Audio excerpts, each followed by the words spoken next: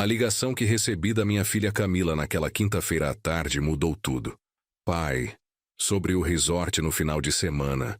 O Rodrigo acha melhor você não ir. Ele prefere que seja só a família mesmo, sabe como é? Fiquei parado no meio da sala, olhando para a mala que já estava pronta há 2 dias. 58 anos de vida. E nunca imaginei ouvir da minha própria filha que eu não era considerado família o suficiente. Aquele resort no interior de Minas, com piscinas naturais e trilhas que eu estava ansioso para conhecer, acabava de se transformar em um símbolo da minha exclusão. Mas antes de continuarmos, confira se você já está inscrito no canal e escreva nos comentários de onde você está assistindo este vídeo. Adoramos saber até onde nossas histórias estão chegando. O silêncio que se seguiu à frase de Camila foi ensurdecedor. Eu podia ouvir meu próprio coração batendo forte no peito. Respirei fundo, tentando processar o que acabara de ouvir. Não era apenas sobre uma viagem cancelada. Era sobre anos de pequenos sinais que eu havia ignorado. Pequenas exclusões que justifiquei. Pequenas faltas de respeito que engoli calado. Desde que Camila se casou com Rodrigo há 3 anos, nossa relação foi se deteriorando lentamente. Ele sempre foi educado na minha frente, mas havia algo no jeito que ele olhava para mim, como se eu fosse um estorvo necessário na vida dele. Camila era a minha única filha. Após o falecimento da minha esposa Mariana, quando Camila tinha apenas 15 anos, foram só nós 2 contra o mundo. Eu trabalhava como contador em uma empresa de médio porte, nada glamuroso, mas que pagava as contas e permitia que eu desse uma vida digna para ela. Faculdade particular, curso de inglês, viagens nas férias, tudo dentro das minhas possibilidades. Nunca fui rico, mas nunca deixei faltar nada para minha filha. Ela se formou em administração e conheceu Rodrigo no último ano da faculdade. Ele vinha de uma família com mais recursos financeiros. O pai era dono de uma rede de farmácias em Belo Horizonte. Desde o início, percebi que Rodrigo tinha uma visão diferente sobre dinheiro e status. Lembro da primeira vez que ele veio jantar em casa. Olhou ao redor do meu apartamento de 2 quartos em Contagem, que eu havia comprado com muito suor, e comentou: "É aconchegante, tem aquele clima de casa de vó." Camila riu, mas eu vi a comparação implícita. Minha casa não tinha o padrão luxuoso da família dele, mas eu engoli aquilo, afinal, o importante era que minha filha estava feliz, ou pelo menos era o que eu acreditava na época.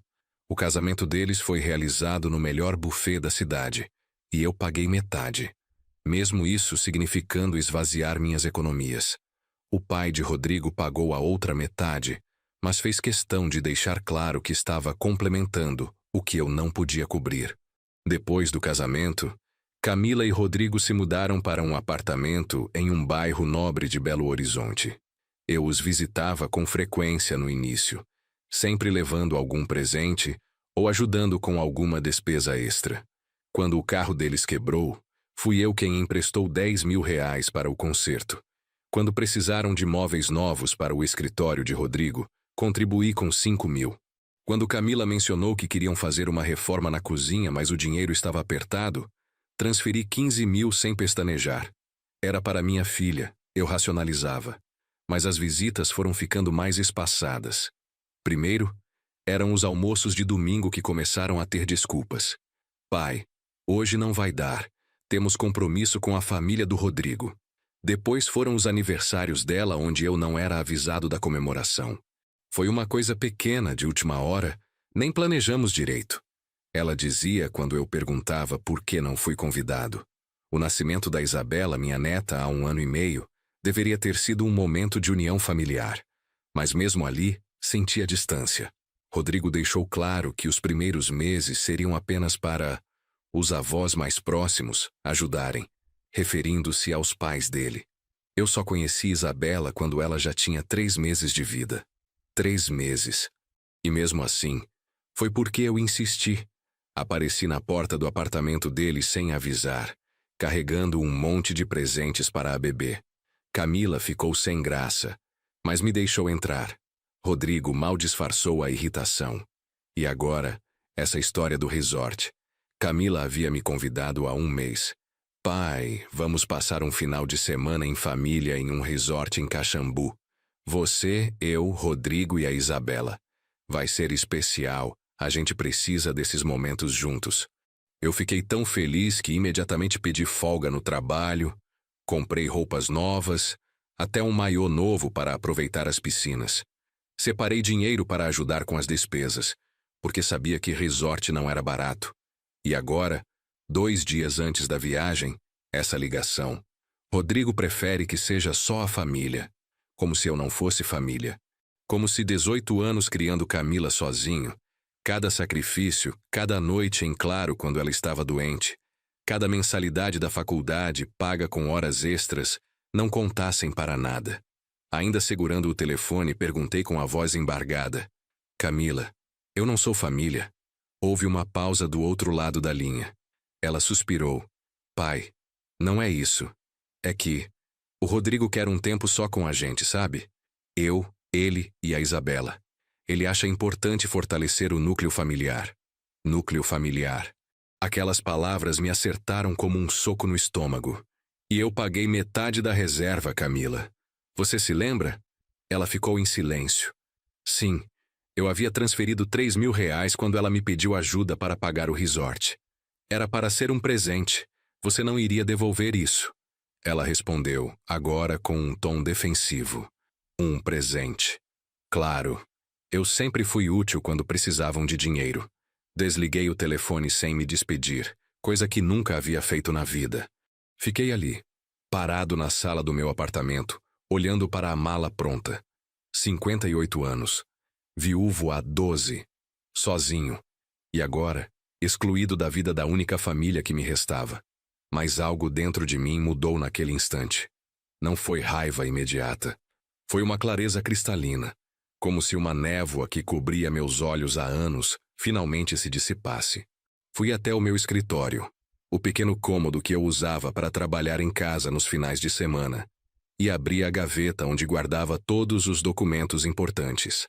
Ali estava a pasta verde com todos os comprovantes de transferências bancárias que fiz para Camila e Rodrigo ao longo dos últimos 3 anos. Nunca fui de pedir comprovantes ou cobrar devoluções. Eram empréstimos que viravam doações silenciosas. Mas eu tinha tudo registrado, não por desconfiança, mas por hábito de contador. Cada transferência, cada depósito, cada ajuda financeira estava ali, devidamente datada e com descrição. Somei tudo mentalmente. R$ 87.000. Era quase tudo o que eu tinha economizado nos últimos anos, fora o apartamento e meu fundo de emergência. R$ 87.000 dados sem questionamento, sem cobrança, sem expectativa de retorno. E o que eu recebia em troca? Exclusão. Desrespeito.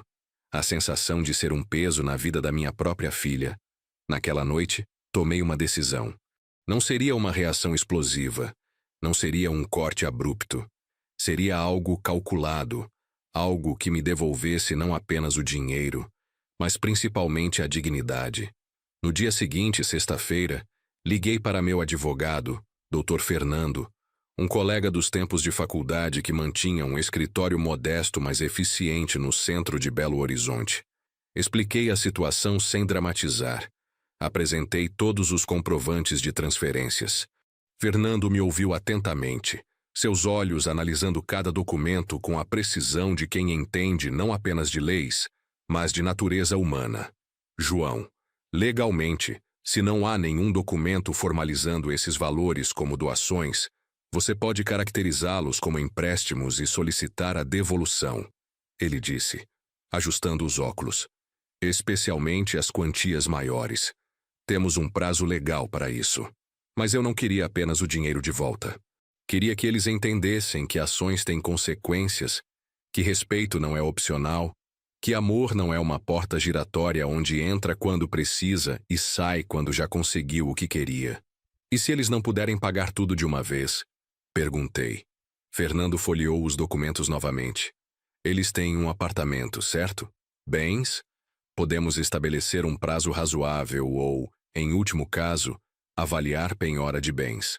Mas, João? Ele fez uma pausa, me olhando diretamente. Tem certeza disso? É sua filha. Essas coisas podem criar feridas permanentes. Eu respirei fundo. A ferida já existe, Fernando. Eu só estou finalmente reconhecendo ela. Naquele mesmo dia, Fernando preparou uma notificação extrajudicial, um documento formal solicitando a devolução dos valores emprestados com um prazo de 30 dias para pagamento. Optamos por esse caminho primeiro, antes de partir para uma ação judicial. Era uma chance de resolver de forma mais amigável, embora eu soubesse que não haveria nada de amigável na reação deles.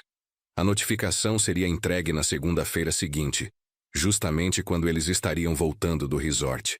A ironia não passou despercebida por mim. Enquanto eles aproveitavam um final de semana de luxo, parcialmente pago com meu dinheiro, eu estaria preparando o terreno para recuperar o que era meu por direito. O final de semana foi longo e solitário. Fiquei no apartamento, evitando ligar para Camila ou mandar mensagens. Sabia que ela estava no resort, provavelmente postando fotos perfeitas nas redes sociais, mostrando a família feliz desfrutando dos dias ensolarados. Não tive coragem de olhar. Em vez disso, passei o tempo organizando toda a documentação, relendo cada comprovante, lembrando das circunstâncias de cada transferência, a de R$ 10.000 para o carro. Lembro que Camila ligou chorando, dizendo que eles não tinham como pagar o conserto e que Rodrigo precisava do carro para trabalhar. Transferi no mesmo dia. A de 15 mil para a reforma da cozinha. Ela me mandou fotos do projeto, dizendo como seria perfeito ter uma cozinha americana para receber a família. Que família? Eu nunca fui convidado para um jantar naquela cozinha reformada com meu dinheiro. Na segunda-feira, enquanto eu estava no trabalho, recebi a confirmação de Fernando por mensagem. Notificação entregue. Rodrigo assinou o recebimento às 14h30. Meu coração acelerou. Sabia que a ligação de Camila não demoraria. E não demorou. Às 15h45 meu celular tocou. Era ela. Atendi no terceiro toque.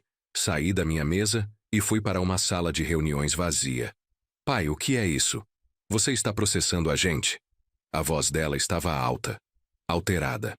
Não estou processando ninguém, Camila.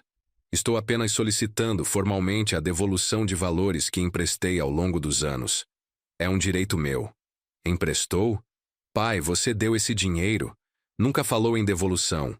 Nunca pediu nada de volta. E agora, do nada, aparece com um advogado? Respirei fundo antes de responder, tentando manter a calma. Talvez eu devesse ter formalizado melhor desde o início, mas nunca imaginei que chegaria ao ponto de precisar. Nunca imaginei que minha própria filha me excluiria de momentos em família, me trataria como alguém descartável.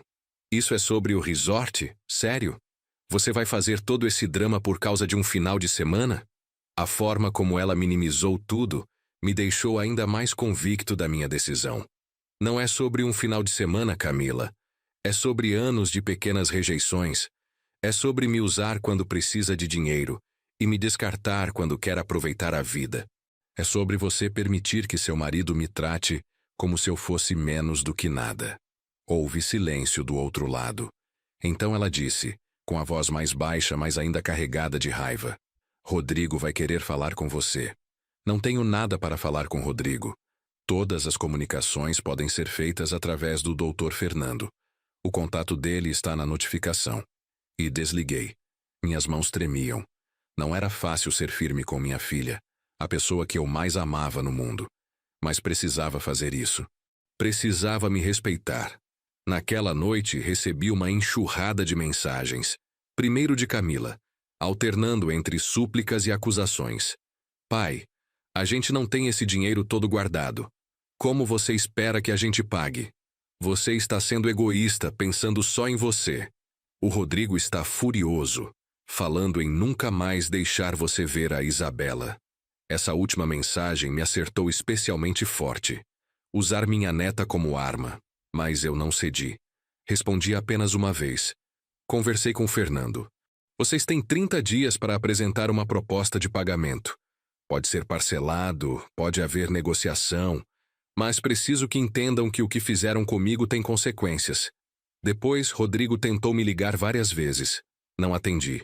Ele mandou mensagens de voz que eu nem ouvi. Fernando havia me orientado a não manter contato direto, deixar tudo ser mediado legalmente. Era a forma mais segura de me proteger e evitar manipulações emocionais. Na terça-feira, minha irmã Beatriz me ligou. Ela morava em São Paulo, trabalhava como professora e sempre foi minha confidente. Contei tudo a ela, desde a ligação sobre o resort até a notificação. Ela me ouviu em silêncio e depois suspirou. João, entendo sua dor, mas é sua filha. Você tem certeza que quer seguir esse caminho? Pode criar uma ruptura permanente. Sua preocupação era genuína, mas ela não estava vivendo a minha situação. Bia, a ruptura já existe. Eu só estou finalmente admitindo isso. Não posso mais viver sendo útil apenas quando precisam de dinheiro. Cansei de ser tratado como segunda classe na vida da minha própria filha. Se tem que haver uma ruptura para eu recuperar minha dignidade, que seja. Beatriz ficou em silêncio por um momento. E se ela te cortar completamente da vida dela? E a Isabela? Essa era minha maior dor. A ideia de perder o contato com minha neta me partia o coração. Mas eu também sabia que não podia viver sob chantagem emocional. Se Camila usar Isabela como moeda de troca, ela vai mostrar exatamente que tipo de pessoa se tornou. E se chegar a esse ponto, vou buscar meus direitos legais de convivência com minha neta. Avós têm direitos também. Nunca imaginei que teria que dizer essas palavras, que precisaria pensar em termos legais sobre o direito de ver minha própria neta. Mas a vida tinha me empurrado para esse canto. Os dias seguintes foram uma mistura de alívio e angústia. Alívio porque finalmente havia tomado uma atitude, porque não estava mais aceitando passivamente ser tratado como descartável. Angústia porque era minha filha, porque parte de mim ainda esperava que ela percebesse o erro, que ligasse pedindo desculpas sinceras, não pelas consequências financeiras, mas por ter me tratado daquela forma. Mas essa ligação não veio. Em vez disso, na quinta-feira daquela semana, recebi uma mensagem de Camila que me deixou perplexo. Pai, conversamos com um advogado. Ele disse que esses empréstimos não têm validade porque não foram formalizados. Você não tem como provar que eram empréstimos e não presentes.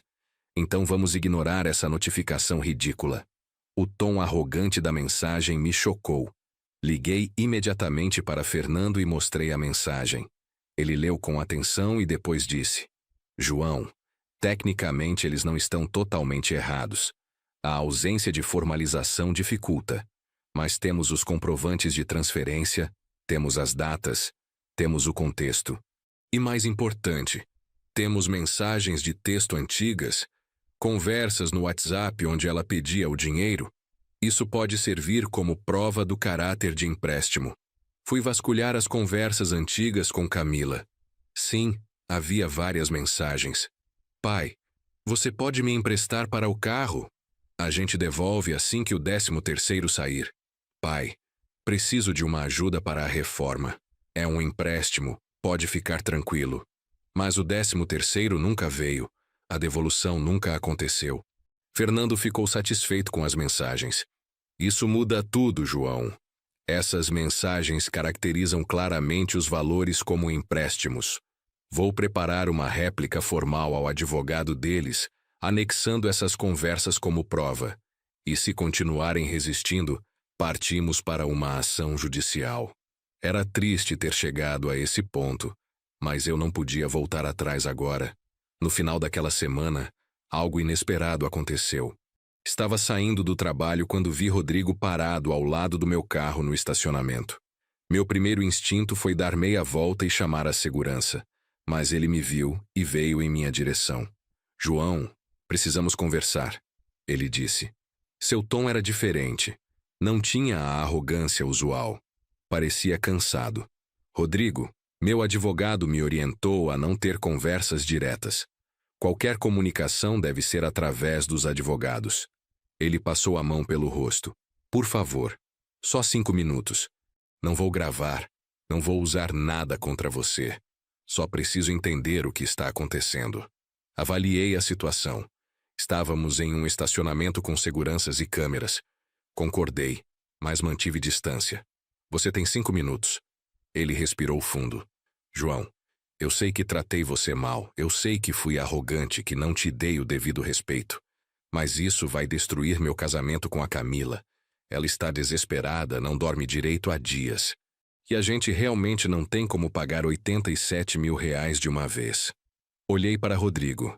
Realmente o observei pela primeira vez sem o filtro de genro. Ele parecia genuinamente aflito. Mas eu havia aprendido que aparências podiam enganar. Rodrigo, não pedi pagamento à vista. 30 dias para apresentar uma proposta de pagamento. Pode ser parcelado em 1, 2, 3 anos. Não estou tentando quebrar vocês financeiramente. Só quero ser tratado com respeito e quero meu dinheiro de volta. Mas por quê? Por que agora? Por causa do resort? Ele parecia genuinamente confuso. Não é por causa do resort. Respondi com calma. É por causa de tudo. De cada vez que fui excluído. De cada vez que meu dinheiro foi bem-vindo, mas minha presença não. De cada vez que vocês me fizeram sentir que eu era um estorvo na vida de vocês. O resort foi apenas a gota d'água. Rodrigo ficou em silêncio, processando. Então disse algo que me surpreendeu. A Camila sempre fala tão bem de você.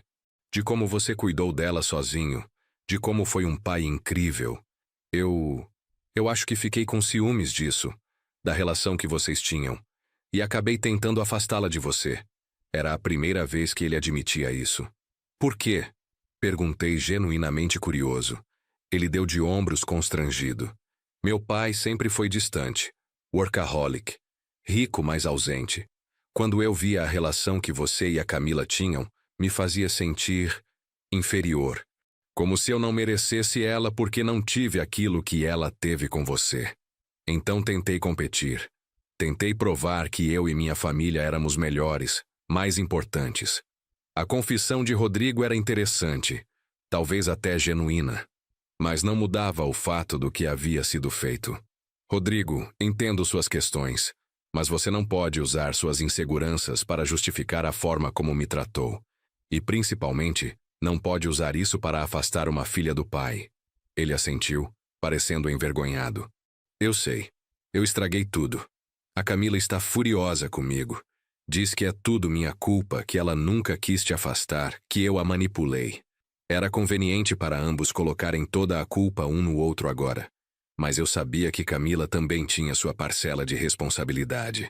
Rodrigo, Camila é adulta. Ela tomou suas próprias decisões. Não vou ficar aqui discutindo quem tem mais culpa. O que importa é, vocês vão apresentar uma proposta de pagamento ou vamos seguir para tribunal? Ele suspirou pesadamente. Vou falar com meu pai. Ele pode emprestar parte do dinheiro. A gente pode parcelar em 2 anos? Com algum juro razoável? Era um começo. Fale com seu advogado, ele conversa com o meu. Se a proposta for justa e demonstrar compromisso real de pagamento, posso aceitar. Ele pareceu aliviado. Obrigado, João. E sinto muito. De verdade. Observei ele voltar para o carro e sair do estacionamento. Parte de mim queria acreditar que aquilo era genuíno, que realmente havia arrependimento. Mas outra parte, a parte que havia sido machucada repetidamente, mantinha a guarda alta. Naquela noite, contei para Fernando sobre a conversa. Ele me aconselhou a manter a posição firme, mas estar aberto à negociação justa. No domingo seguinte, algo completamente inesperado aconteceu. Estava em casa assistindo ao jogo do Cruzeiro, quando a campainha tocou. Olhei pelo olho mágico e vi Camila sozinha, segurando Isabela no colo. Meu coração disparou. Abri a porta lentamente. Oi, pai. Ela disse, a voz baixa. Os olhos estavam vermelhos, como se tivesse chorado muito. Posso entrar? Abri espaço e ela entrou. Isabela imediatamente estendeu os bracinhos para mim. Vovô! Peguei minha neta no colo, sentindo aquele cheiro de bebê que eu tinha tanta saudade. Isabela tinha 1 ano e meio agora. Já falava algumas palavras, e seu sorriso iluminava qualquer ambiente. Camila sentou-se no sofá, parecendo pequena e vulnerável. Nada da arrogância que demonstrava nas últimas comunicações. Pai, eu preciso te pedir desculpas. Fiquei em silêncio, apenas ouvindo, segurando Isabela que brincava com meu relógio. Eu fui uma péssima filha. Deixei o Rodrigo ditar como nossa relação deveria ser. Deixei ele te excluir, te desrespeitar. E pior, eu participei disso ativamente. Não foi só ele. Camila limpou as lágrimas que começavam a cair. A verdade é que eu estava tão preocupada em impressionar a família dele, em manter as aparências, que esqueci do que realmente importava. Esqueci de você. Sentei-me na poltrona em frente a ela, ainda segurando Isabela. Por que, Camila? O que eu fiz para merecer isso? Ela balançou a cabeça. Nada, pai. Você não fez nada. Foi tudo eu. Minha insegurança, minha necessidade de validação, minha... Ela pausou. Minha vergonha. Vergonha? Repeti confuso. Vergonha de quê? Camila olhou ao redor do apartamento. O mesmo apartamento onde ela cresceu. Vergonha de não ser rica como a família do Rodrigo. Vergonha do nosso apartamento simples. Vergonha de você ser contador e não empresário. Vergonha de ter uma vida classe média quando eu queria tanto ser elite. Suas palavras doíam, mas havia honestidade brutal nelas. A família do Rodrigo sempre teve tanto. Casas, carros, viagens. E eu olhava para a nossa vida e me sentia inferior. E em vez de valorizar tudo que você fez por mim sozinho, eu fiquei com vergonha. Que tipo de filha faz isso? Ela estava chorando abertamente agora. Parte de mim queria consolá-la imediatamente, como sempre fiz durante toda a sua vida. Mas outra parte sabia que ela precisava sentir o peso das suas escolhas. Camila, eu trabalhei duro a vida inteira. Depois que sua mãe morreu, fui pai e mãe. Renunciei a muitas coisas, incluindo a possibilidade de refazer minha vida amorosa, para me dedicar a você. Nunca fui rico, mas você nunca passou necessidade. Eu sei, pai, eu sei. E eu fui uma ingrata. Fui cruel. E agora, com essa história toda do processo, percebi o quanto te machuquei. O Rodrigo conversou comigo depois de falar com você. Ele me contou o que disse, sobre ter ciúmes da nossa relação. E eu percebi que eu deixei isso acontecer. Deixei ele criar essa distância entre nós porque eu estava ocupada demais tentando ser alguém que eu não sou. Isabela começou a ficar inquieta no meu colo. Então coloquei ela no chão com alguns brinquedos que eu sempre mantinha guardados para quando ela visitava, nos raros momentos em que isso acontecia. Observei minha neta brincar por um momento antes de voltar minha atenção para Camila. O que você quer agora, Camila? Quer que eu desista do processo para continuarmos como antes? Eu sendo útil quando precisa de dinheiro, mas descartável no resto do tempo? Ela balançou a cabeça vigorosamente. Não, não quero que você desista de nada. Você tem todo o direito de pedir o dinheiro de volta. A gente vai pagar, já conversamos com os pais do Rodrigo e eles vão emprestar parte. O resto a gente vai parcelar. Ela respirou fundo. Eu vim aqui para pedir desculpas de verdade, sem esperar nada em troca, e para te dizer que quero reconstruir nossa relação, mas do jeito certo dessa vez. Olhei para minha filha, tentando avaliar se aquilo era genuíno ou apenas uma tática para amenizar a situação. Como eu posso confiar em você, Camila? Depois de tudo, você não pode, ela admitiu. Não agora, mas eu quero te provar, dia após dia, que mudei. Que entendi. Que você é a pessoa mais importante da minha vida depois da Isabela. Ficamos em silêncio por um momento. Apenas o som dos brinquedos de Isabela preenchendo o ambiente. Vai levar tempo, eu disse finalmente. Não é algo que se resolve com uma conversa. Eu sei, e estou disposta a esperar o tempo que for necessário. Naquele momento, algo dentro de mim começou a amolecer. Não era perdão completo, não era esquecimento. Mas era uma pequena abertura, uma possibilidade. Passamos o resto da tarde juntos. Camila me contou sobre as dificuldades no casamento, como a discussão sobre o processo havia trazido à tona muitos problemas que eles vinham ignorando. Estamos fazendo terapia de casal agora, ela contou. O terapeuta disse que a gente precisa trabalhar questões de limites, de respeito familiar, de valores. Está sendo difícil, mas necessário. Preparei o almoço para nós três. Uma macarronada simples que Camila sempre adorou. Vê-la comer com apetite, elogiando a comida como fazia quando criança, trouxe uma nostalgia dolorosa, mas também reconfortante. Isabela fez uma bagunça com o macarrão, mas era o tipo de bagunça que avós adoram. Depois do almoço, Camila ajudou a limpar a cozinha, algo que ela não fazia há anos quando me visitava. Conversamos sobre coisas simples, o trabalho dela, minhas plantas na varanda, os primeiros passos de Isabela. Era quase como nos velhos tempos, mas com uma camada de tristeza e cautela que não existia antes. Quando chegou a hora de ir embora, Camila me abraçou forte.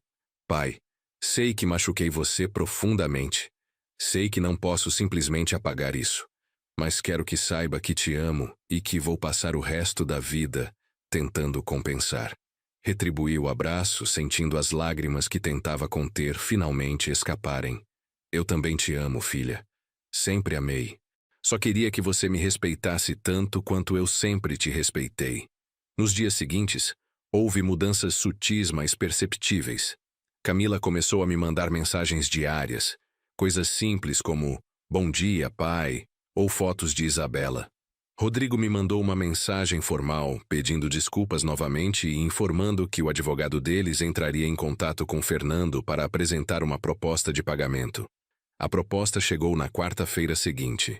Eles pagariam metade do valor à vista, com dinheiro emprestado pelos pais de Rodrigo, e o restante seria parcelado em 24 meses com juros de 3% ao ano.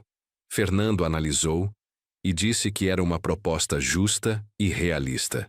Eles estão demonstrando boa fé, João. Recomendo aceitar. Mas antes de aceitar, pedi uma cláusula adicional no acordo.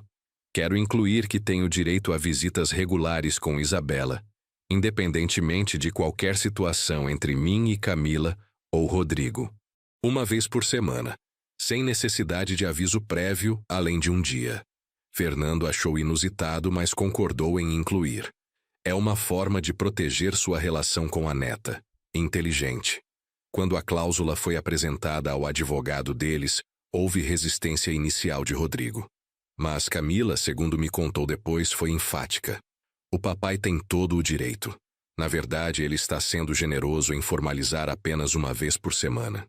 O acordo foi assinado 2 semanas depois, em um cartório no centro de Belo Horizonte.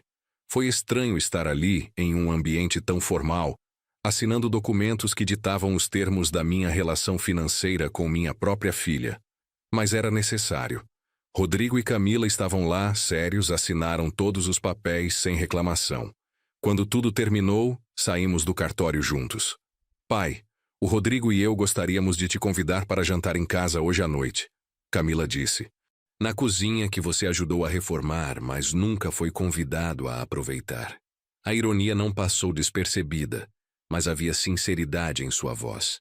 Aceitei o convite. Aquela noite foi reveladora.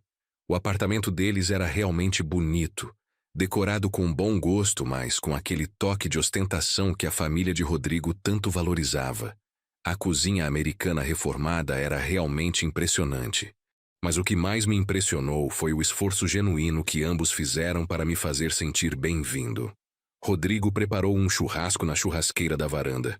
Camila fez a farofa especial que aprendeu comigo. Isabela estava animada, correndo pela casa, mostrando seus brinquedos para o vovô. Durante o jantar, Rodrigo fez algo inesperado. Levantou-se com um copo na mão e disse: João, quero fazer um brinde. Não apenas pela resolução do nosso problema financeiro, mas pelo homem que você é.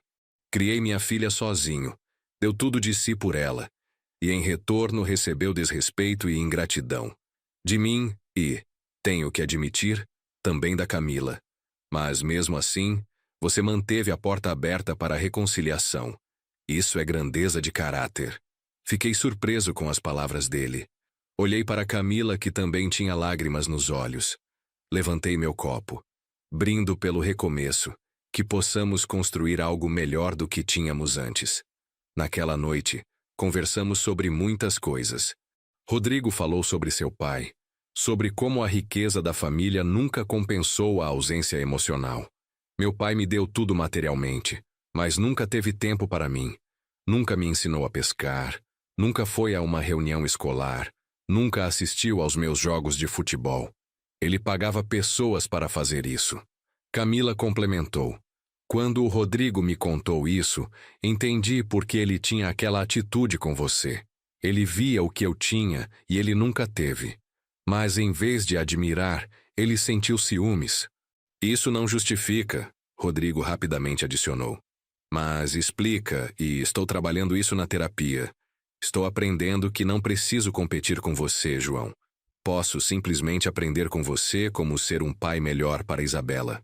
As palavras dele eram bonitas, mas eu sabia que palavras são fáceis.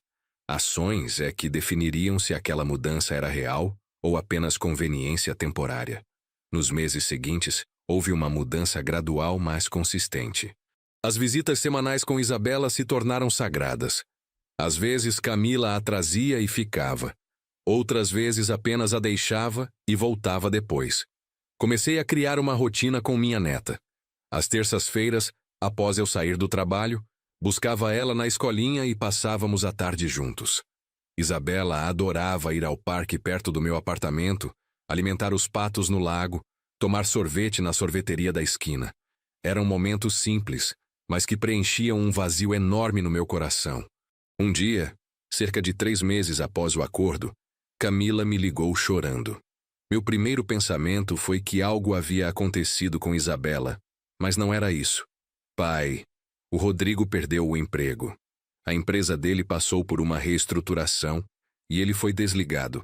Meu instinto imediato foi perguntar se eles precisavam de dinheiro, se queriam adiar as parcelas do acordo. Mas me contive. Sinto muito ouvir isso. Como você está? Assustada. Ela admitiu.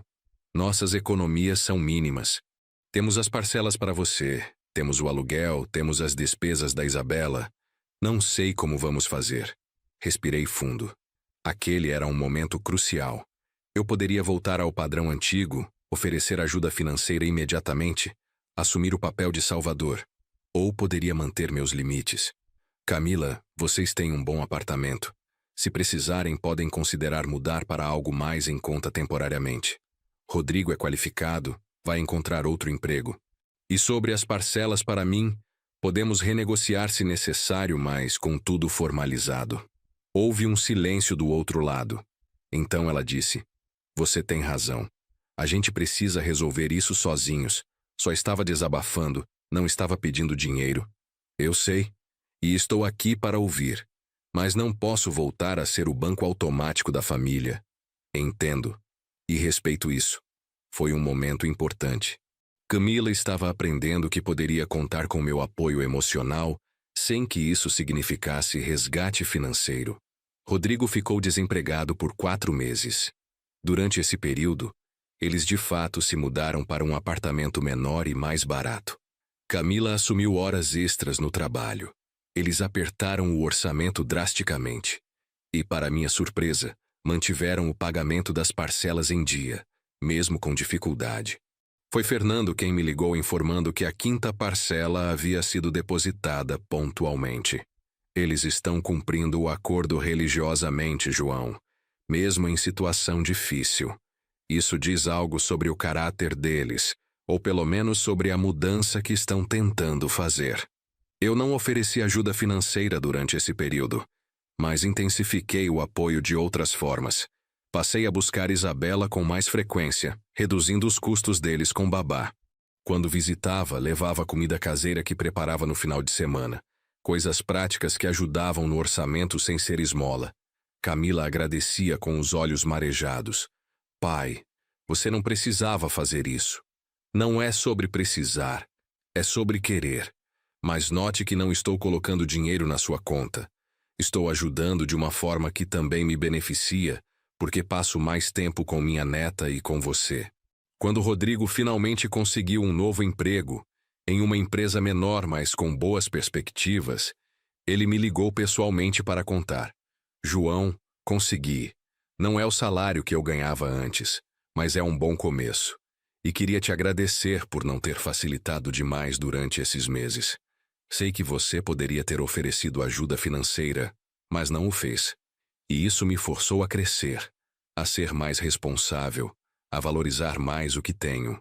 Foi nessa época que aconteceu algo que testou verdadeiramente se a mudança era real. Minha irmã Beatriz, que morava em São Paulo, passou por uma cirurgia delicada. Precisei viajar urgentemente para ficar com ela durante a recuperação. Liguei para Camila explicando a situação. Não vou poder buscar a Isabela essa semana. Preciso estar com a tia Bia. A resposta dela me pegou de surpresa. Pai, você quer que eu e o Rodrigo vamos com você? A Isabela adora a tia Bia, e você não deveria passar por isso sozinho. Era a primeira vez em anos que ela oferecia apoio prático, não financeiro, mas presença. Não precisam ir todos, mas se a Camila puder ir comigo, seria bom ter companhia na viagem. Então está decidido. O Rodrigo fica com a Isabela e eu vou com você. Passamos 4 dias em São Paulo juntos. Durante esse período, longe da rotina, das pressões do dia a dia, Camila e eu conversamos como não fazíamos há anos. Sentados na sala de espera do hospital, enquanto Beatriz se recuperava da cirurgia, ela me fez uma pergunta. Pai, você chegou a pensar em desistir de mim? Durante todo aquele período ruim, pensei cuidadosamente antes de responder. Desistir não. Você é minha filha, esse vínculo não se quebra. Mas me afastar, proteger meu coração, estabelecer limites firmes? Sim. E ainda bem que fiz isso, porque senão continuaríamos naquele ciclo tóxico. Você se arrepende de ter cobrado o dinheiro? De ter criado todo aquele atrito? Não, respondi sem hesitar. Foi a melhor coisa que fiz. Não pelo dinheiro em si, mas porque forçou todos nós a olharmos de verdade para o que estava acontecendo. Camila assentiu, limpando as lágrimas. Sabe o que mais me dói? É lembrar da pessoa que eu fui durante aquele período. Egoísta, materialista, ingrata. Quando olho para trás, mal reconheço quem eu era. As pessoas mudam, Camila. O importante é reconhecer os erros e fazer diferente. Você acha que algum dia vai conseguir me perdoar completamente? Olhei para minha filha, vendo não a mulher adulta de 30 anos, mas também a menina pequena que costumava sentar no meu colo para ouvir histórias. Eu já te perdoei, mas perdoar não significa esquecer. Significa escolher não deixar a mágoa me consumir. Significa dar uma nova chance, mas com olhos abertos. Beatriz se recuperou bem da cirurgia. Na noite antes de voltarmos para Belo Horizonte, ela nos convidou para jantar em seu apartamento. Foi uma noite agradável, cheia de histórias de família, risadas, memórias da infância de Camila. Em um momento, Beatriz me puxou para o canto e sussurrou. Estou orgulhosa de você, João, do jeito que lidou com toda aquela situação. Muitos pais teriam simplesmente cortado relações, ou pior, continuado aceitando ser usados. Você encontrou um caminho do meio. Foi difícil, admiti. Ainda é, às vezes. Sempre fica aquele medo de que ela volte a me desapontar. Esse medo provavelmente nunca vai embora completamente. Mas você construiu limites saudáveis. E a Camila parece ter realmente aprendido a lição. De volta a Belo Horizonte, retomamos a rotina. As visitas com Isabela, os jantares ocasionais em família, os pagamentos mensais das parcelas. 6 meses haviam se passado desde o acordo. Foi em um sábado chuvoso de junho que recebo uma ligação inesperada. Era a mãe de Rodrigo, Dona Sandra, uma mulher elegante que eu havia encontrado poucas vezes, sempre em situações formais. João, bom dia. Desculpe ligar assim sem avisar. Você teria um tempo para conversar comigo, pessoalmente? Fiquei intrigado e um pouco apreensivo. Claro, Dona Sandra. Quando seria bom para a senhora? Que tal hoje à tarde? Posso passar aí no seu apartamento? Já sei o endereço. Algumas horas depois, ela estava sentada na minha sala, tomando o café que preparei. Vestia roupas caras, mas simples. Tinha aquela postura de quem nasceu em berço de ouro, mas com um toque de humildade que não esperava.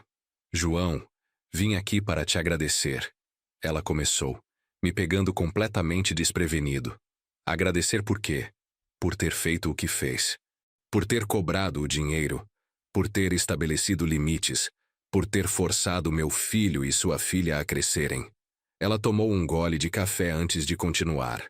Sabe, meu marido e eu sempre demos tudo para o Rodrigo. Tudo material, pelo menos. Pagamos as melhores escolas, a melhor faculdade, demos um carro, um apartamento, tudo. E criamos um jovem mimado, que achava que tudo era direito dele. Ouvi em silêncio, curioso sobre onde ela queria chegar. Quando soubemos da história do processo, da cobrança do dinheiro, meu primeiro instinto foi te julgar. Pensei, como um pai pode fazer isso com a própria filha? Mas meu marido, surpreendentemente, disse: esse homem está certo. Está ensinando uma lição que nós falhamos em ensinar ao nosso filho. Dona Sandra continuou: emprestamos o dinheiro para eles quitarem metade da dívida com você, mas fizemos um acordo com o Rodrigo. Ele nos pagaria de volta, não como presente, mas como empréstimo de verdade, com juros e tudo. E pela primeira vez na vida, meu filho entendeu o valor do dinheiro, da responsabilidade. Ele tem honrado o acordo? Perguntei. Religiosamente, às vezes com dificuldade, mas sempre no prazo. E sabe o que mais mudou? Ele está sendo um pai mais presente para Isabela. Está valorizando mais a Camila. Está trabalhando duro no novo emprego porque sabe que ninguém vai mais resgatá-lo. Ela me olhou diretamente. Você fez por eles o que eu e meu marido nunca tivemos coragem de fazer. Estabeleceu consequências reais. E por isso te agradeço. Fiquei emocionado com as palavras dela. Não foi fácil, Dona Sandra. Ainda dói pensar em como cheguei àquele ponto. Imagino. Mas você fez o certo.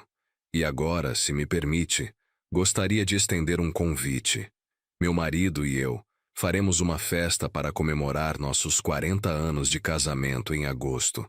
Gostaríamos muito que você estivesse lá. Não como pai da nora, mas como alguém que admiramos e respeitamos. Foi a primeira vez que a família de Rodrigo me incluiu em algo sem que fosse por obrigação ou conveniência. Aceitei o convite com prazer. A festa foi em um clube elegante em Belo Horizonte. Eu me senti um pouco deslocado no começo, rodeado por empresários e pessoas da alta sociedade mineira. Mas Rodrigo fez questão de me apresentar às pessoas como meu sogro João, um homem que me ensinou mais sobre caráter nos últimos meses do que aprendi em toda a minha vida. Camila estava radiante naquela noite, usando um vestido simples, mas elegante. Isabela, com seus 2 anos agora, estava uma gracinha com um vestidinho de festa. Passou a noite toda dividida entre mim e os outros avós. Em um momento, enquanto dançava com Camila uma música lenta, ela me disse: pai, estou grávida, de 3 meses. Ainda não contamos para ninguém além dos pais do Rodrigo. Parei de dançar, olhando para ela com surpresa e emoção. Sério? Vou ser avô de novo? Sim. E dessa vez, quero que você esteja presente desde o primeiro dia. Quero que venha nas consultas, que ajude a escolher o nome, que esteja na sala de parto se quiser. Lágrimas desceram pelo meu rosto. Eu adoraria. Pai, eu prometo que não vou repetir os erros do passado. Você vai ser parte ativa da vida desse bebê, assim como está sendo na vida da Isabela. Foi um momento de profunda emoção e também de cura. Mais 3 meses se passaram. O acordo de pagamento estava sendo cumprido rigorosamente. Já havíamos recebido metade do valor total. Rodrigo estava progredindo no novo emprego, inclusive com uma promoção recente. Camila estava em licença maternidade antecipada por recomendação médica, mas estava bem. Em outubro, recebi uma ligação de Fernando. João, tenho uma proposta do advogado deles. Rodrigo conseguiu um bônus substancial no trabalho e quer quitar antecipadamente o restante da dívida. Ele oferece um desconto de 5% sobre o saldo devedor se você aceitar o pagamento antecipado. Não precisei pensar muito. Aceito. Não precisa do desconto, mas aceito o pagamento antecipado. Tem certeza sobre o desconto? São alguns milhares de reais. Tenho certeza. Ele está demonstrando responsabilidade e comprometimento. Isso vale mais do que o desconto. Uma semana depois, o valor total remanescente foi depositado na minha conta. 9 meses após iniciar aquele processo doloroso, eu havia recuperado integralmente o dinheiro emprestado. Mas o mais importante, havia recuperado minha dignidade, estabelecido limites saudáveis e reconstruído uma relação com minha filha baseada em respeito mútuo. Naquela noite, convidei Camila, Rodrigo e Isabela para jantar no meu apartamento. Preparei uma feijoada caprichada, daquelas que levam o dia inteiro para fazer. Durante o jantar, levantei meu copo. Quero fazer um brinde. 9 meses atrás, nossa família estava quebrada. Não financeiramente, mas emocionalmente. Hoje, estamos aqui juntos com um bebê a caminho, com Isabela crescendo saudável e feliz, com uma relação que, embora tenha cicatrizes, está mais forte do que nunca. Rodrigo também levantou seu copo. João, obrigado por não ter desistido de nós. Obrigado por ter sido duro quando precisávamos de dureza. Obrigado por ter nos dado a chance de crescer. Camila, com a barriga já evidente, tinha lágrimas nos olhos. Pai, você é o homem mais íntegro que conheço. Espero que meus filhos tenham 1/10 da sua força de caráter. Aquela noite, depois que eles foram embora, sentei na varanda do meu apartamento, olhando para o céu estrelado de Belo Horizonte. Pensei em tudo o que havia acontecido. A dor daquela ligação inicial, o choque de ser excluído da viagem ao resort, a decisão difícil de cobrar o dinheiro, os meses de tensão e incerteza e, finalmente, a reconstrução. Não era um final de conto de fadas. Ainda havia desconfiança residual. Ainda havia momentos em que eu me pegava analisando cada atitude deles, procurando sinais de que voltariam aos velhos hábitos. Mas também havia esperança.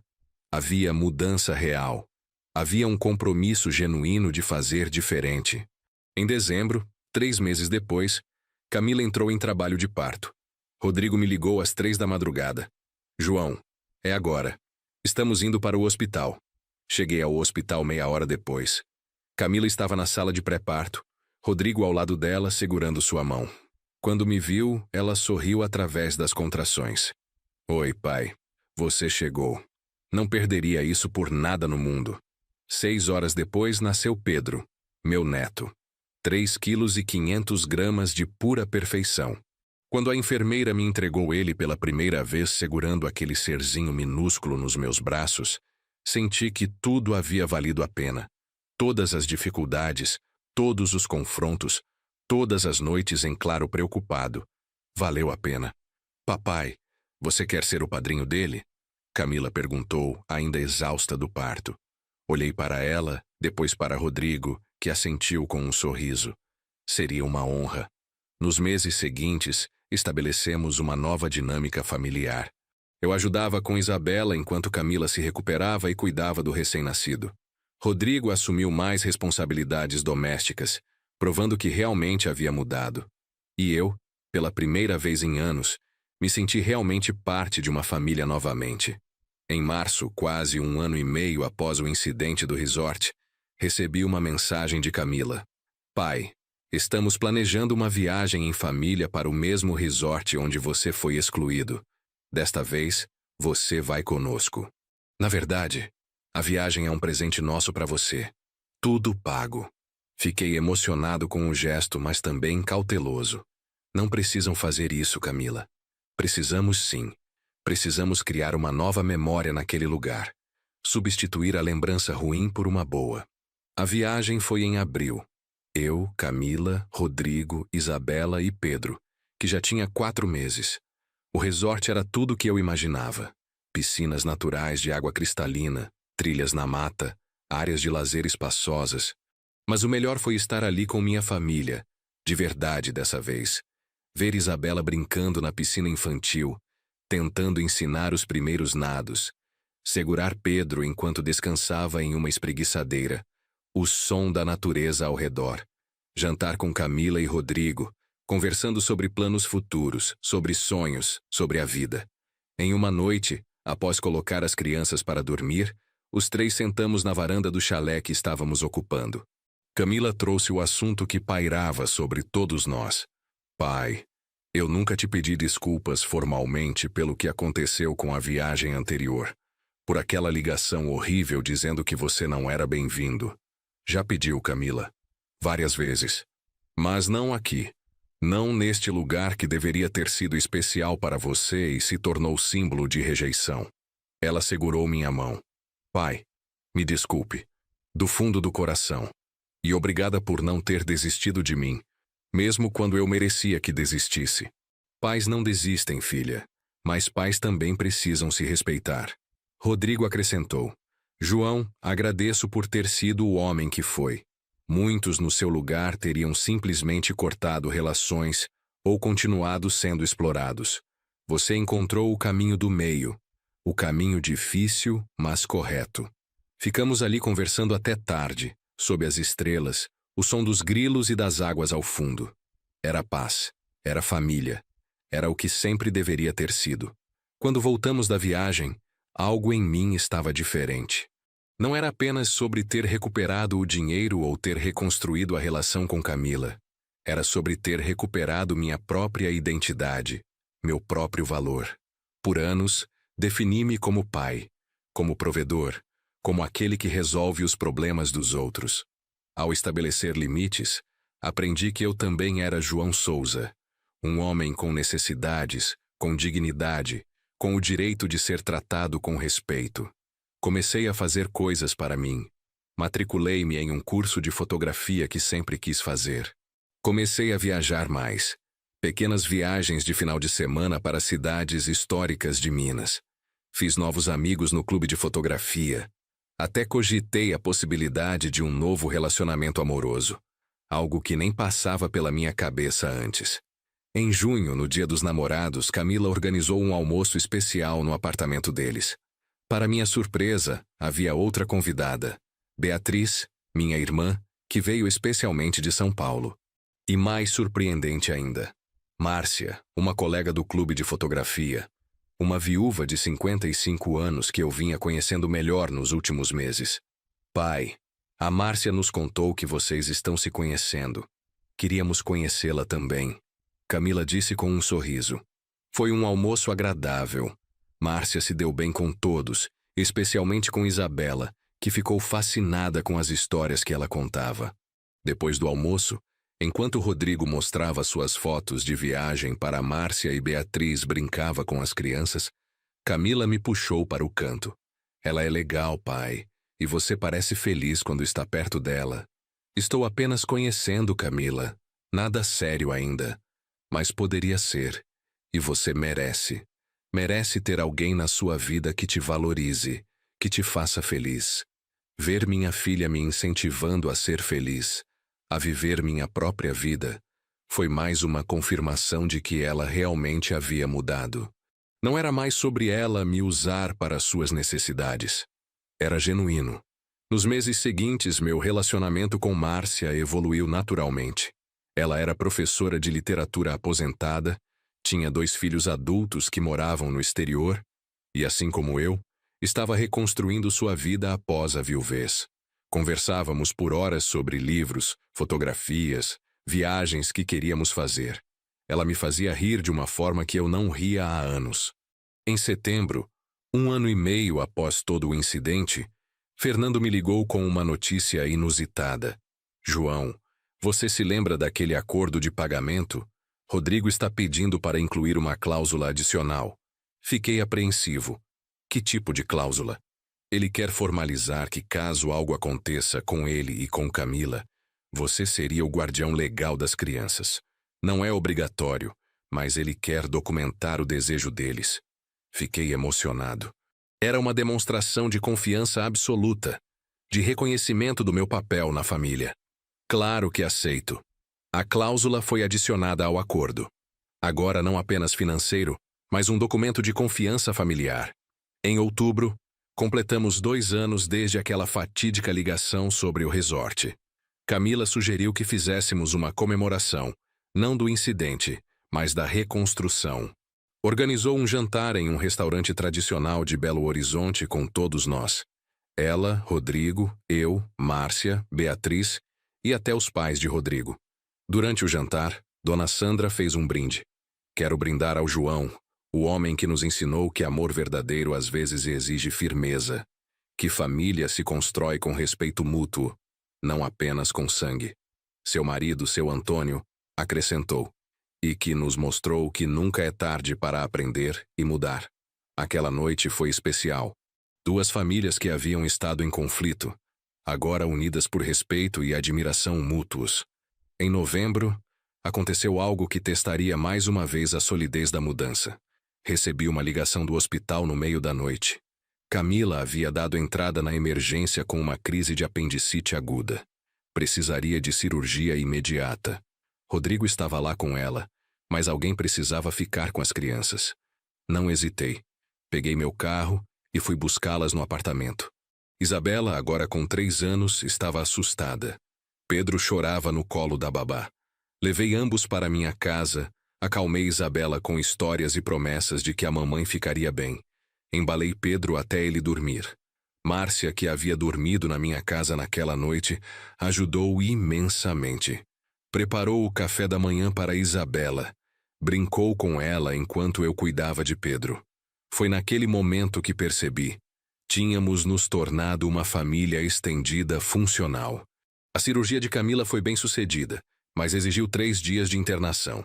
Durante esse período, fiquei com as crianças integralmente. Rodrigo alternava entre o hospital e minha casa, sempre grato, sempre respeitoso. João, não sei o que faríamos sem você, ele disse na segunda noite, exausto após passar o dia no hospital. É para isso que família serve, respondi. Quando Camila teve alta, ajudamos a organizá-la em casa. Márcia preparou refeições congeladas para a semana. Eu me comprometi a buscar Isabela na escola durante a recuperação de Camila. Os pais de Rodrigo também ajudaram, criando uma verdadeira rede de apoio familiar. 2 semanas depois, Camila, já recuperada, me chamou para uma conversa séria. Pai, durante esses dias de internação tive muito tempo para pensar sobre a vida, sobre prioridades, sobre o que realmente importa. Sentei-me ao lado dela no sofá, Pedro dormindo no carrinho ao nosso lado. E o que concluiu? Que família não é sobre sangue apenas, é sobre quem aparece. Você apareceu sempre. Mesmo quando te machucamos, mesmo quando não merecíamos, você estava lá. E agora quero que saiba que pode contar comigo da mesma forma. Ela segurou minha mão. Se você e a Márcia decidirem se casar, quero que seja na nossa casa. Quero fazer o almoço, organizar tudo. Quero retribuir, pelo menos um pouquinho de tudo que você já fez por mim. Fiquei emocionado. Ainda não estamos nesse ponto, mas obrigado. Mas vão chegar. E quando chegarem, estaremos aqui. Não como uma obrigação, mas porque te amamos e queremos fazer parte da sua felicidade. Em dezembro, chegamos ao 2º aniversário do nascimento de Pedro. E também marcava 2 anos desde a reconstrução familiar. Camila organizou uma festa temática de Natal no sítio dos pais de Rodrigo. Foi uma celebração grande, com toda a família estendida, amigos, colegas de trabalho. No meio da festa, Rodrigo pediu a atenção de todos. Quero fazer um anúncio importante. Hoje não celebramos apenas o aniversário do Pedro. Celebramos 2 anos de uma jornada de crescimento e transformação familiar. Ele olhou para mim. João, há 2 anos você poderia ter simplesmente nos cortado da sua vida. Tínhamos te dado motivos de sobra para isso. Mas você escolheu o caminho mais difícil. Exigir respeito mantendo a porta aberta para a reconciliação. Rodrigo continuou visivelmente emocionado. Hoje, oficialmente, a última parcela da nossa dívida financeira com você está paga. Mas a dívida de gratidão, essa jamais conseguiremos quitar. Você nos ensinou sobre integridade, sobre limites saudáveis, sobre amor verdadeiro que não se confunde com permissividade. Ele fez uma pausa e então tirou um envelope do bolso. Por isso, gostaríamos de te presentear com isso. Abri o envelope intrigado. Dentro havia uma escritura. De um pequeno apartamento de 1 quarto na praia, em Guarapari, no Espírito Santo. O quê? Vocês compraram um apartamento? Camila se aproximou, também chorando. É seu, pai. Para você e a Márcia. Um lugar onde possam descansar, Fazer aquelas viagens de fim de semana que você tanto gosta. Um lugar seu que ninguém nunca vai poder tirar. Fiquei sem palavras. Olhei para a escritura, depois para eles, depois para a Márcia, que também estava chorando. Mas isso é muito. Vocês não precisavam. Precisávamos sim, Camila interrompeu. Precisávamos mostrar que aprendemos. Que não somos mais aquelas pessoas que só pegavam, nunca retribuíam. Que te valorizamos não pelo que você pode fazer por nós, mas por quem você é. Dona Sandra se aproximou. Nós ajudamos com parte do valor, João. Foi um projeto conjunto das duas famílias. Uma forma de demonstrar o quanto você mudou nossas vidas. Aquele foi um dos momentos mais emocionantes da minha vida. Não pelo apartamento em si, embora fosse um presente generoso e pensado, mas pelo que representava. Reconhecimento, valorização, amor retribuído. Passamos o Réveillon naquele apartamento em Guarapari. Eu, Márcia, Camila, Rodrigo e as crianças. Foi mágico ver o ano novo chegar na beira da praia. Fogos colorindo o céu. Isabela maravilhada com o espetáculo. Pedro dormindo tranquilamente nos braços da mãe. Às 0 horas, abracei cada um deles. Quando cheguei em Camila, ela sussurrou no meu ouvido. Obrigada por não ter desistido de mim, pai. Obrigada por ter me amado o suficiente para estabelecer limites. Você me salvou de mim mesma. Em janeiro, 3 anos após o incidente inicial, minha vida estava irreconhecível da forma mais positiva possível. Márcia e eu tínhamos uma relação sólida e amorosa. Camila e eu tínhamos uma relação baseada em respeito mútuo e admiração genuína. Rodrigo havia se tornado não apenas um genro, mas um amigo verdadeiro. As crianças estavam crescendo saudáveis e felizes, cercadas de amor e estrutura. E eu, João Souza, contador aposentado de 58 anos, havia aprendido a lição mais importante da minha vida. Que amor verdadeiro não significa aceitar tudo, mas sim ter a coragem de estabelecer limites quando necessário. Um dia, sentado na varanda do apartamento em Guarapari, Márcia ao meu lado lendo um livro, o som das ondas ao fundo, refleti sobre toda a jornada. 3 anos antes, estava sozinho, sendo usado financeiramente, excluído emocionalmente, perdendo minha dignidade pouco a pouco. Hoje, tinha uma família que me valorizava, um relacionamento amoroso saudável, um lugar tranquilo para chamar de refúgio. E mais importante, tinha meu respeito próprio de volta. No que está pensando? Márcia perguntou, notando meu silêncio contemplativo. Em como a vida pode mudar quando finalmente decidimos nos valorizar, respondi. Em como estabelecer limites, por mais doloroso que seja, às vezes é o maior ato de amor que podemos fazer por nós mesmos e pelas pessoas que amamos. Ela sorriu e segurou minha mão. Você é um homem sábio, João Souza. E corajoso. Não é fácil fazer o que você fez. Foi a coisa mais difícil da minha vida, mas também a mais libertadora. Naquela tarde, Camila ligou. Pai, acabei de saber. Fui promovida no trabalho. Vou gerenciar toda a região sudeste. Seu entusiasmo era contagioso. Parabéns, filha. Sabia que você conseguiria. Sabe o que mais? Parte do motivo da promoção foi a forma como lidei com a crise do ano passado, quando o Rodrigo ficou desempregado. Meu chefe disse que demonstrei resiliência, responsabilidade e maturidade. E eu aprendi tudo isso com você, pai. Aprendi quando você me mostrou que ações têm consequências, que precisamos ser responsáveis pelas nossas escolhas. Desligamos após uma longa conversa sobre os planos dela para o novo cargo.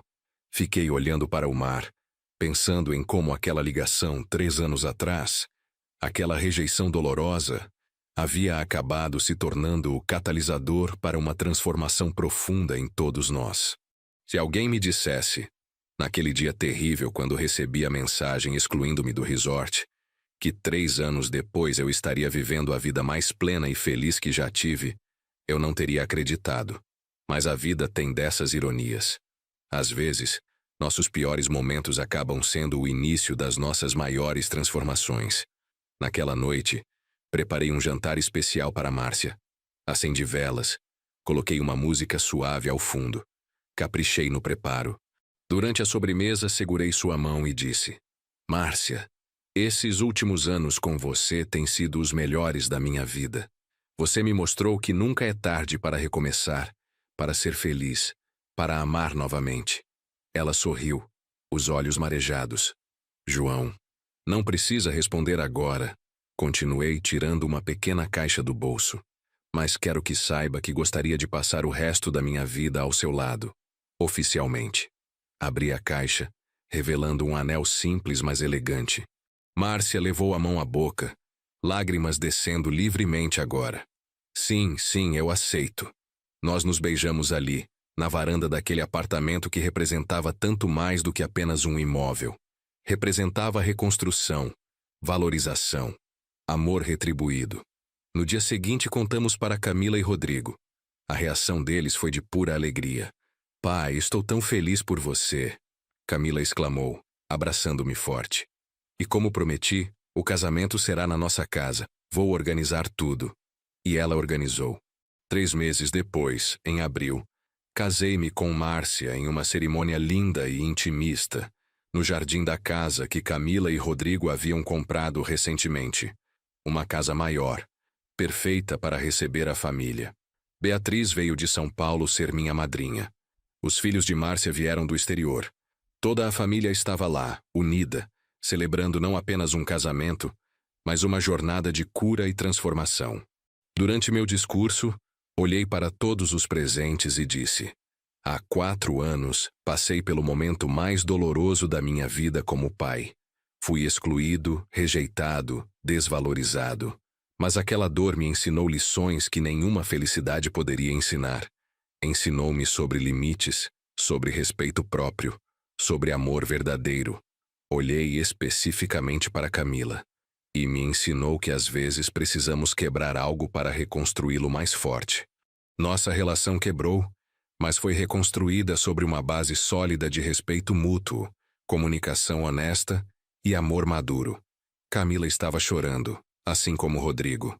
Hoje, caso-me com esta mulher maravilhosa que me devolveu a alegria de viver. Mas também celebro minha família, minha filha que teve a coragem de reconhecer seus erros e mudar. Meu genro que se tornou um verdadeiro filho, meus netos que iluminam meus dias, e todos vocês que fazem parte desta jornada. A festa foi inesquecível. Dançamos, rimos, comemoramos até tarde. Isabela foi daminha e levou o papel muito a sério. Pedro, agora com 1 ano e meio, arrancou risadas de todos tentando dançar. Quando a festa acabou e Márcia e eu voltamos para Guarapari para nossa breve lua de mel, olhei para minha nova esposa e disse: sabe o que aprendi com tudo isso? O quê? Ela perguntou, aconchegando-se em mim. Que nunca é tarde para exigir respeito. Que estabelecer limites não é crueldade, é amor próprio. Que perdoar não significa esquecer ou permitir que os erros se repitam. E que, às vezes, os piores momentos da nossa vida são apenas o começo de algo muito melhor. Márcia beijou minha testa. Você é um homem especial, João Souza. E sou sortuda de ter você na minha vida. Deitado ali, ouvindo o som do mar, com a mulher que amava ao meu lado, sabendo que minha filha e netos estavam bem e que nossa relação estava saudável, senti uma paz profunda. A jornada tinha sido dolorosa. As cicatrizes ainda existiam, mas eu havia emergido mais forte, mais sábio e, finalmente, verdadeiramente valorizado. Aquela ligação 4 anos atrás, dizendo que eu não ia ao resort porque não era família suficiente, acabou sendo o maior presente que poderiam ter me dado. Foi o empurrão que eu precisava para acordar, para me valorizar, para exigir o respeito que sempre mereci. E no final, todos nós saímos melhores. Camila aprendeu sobre responsabilidade e gratidão. Rodrigo aprendeu sobre humildade e família verdadeira. Eu aprendi sobre amor próprio e limites saudáveis. E juntos, construímos algo muito mais forte do que tínhamos antes. Às vezes, para construir uma família verdadeira, primeiro precisamos ter a coragem de estabelecer o que não vamos mais aceitar. E foi exatamente isso que fiz. Agora, se você gostou dessa história, clica em se inscrever e me diz nos comentários o que mais te emocionou. Ah, e não esqueça de se tornar membro para ter acesso a vídeos exclusivos que não posto aqui. Te espero lá.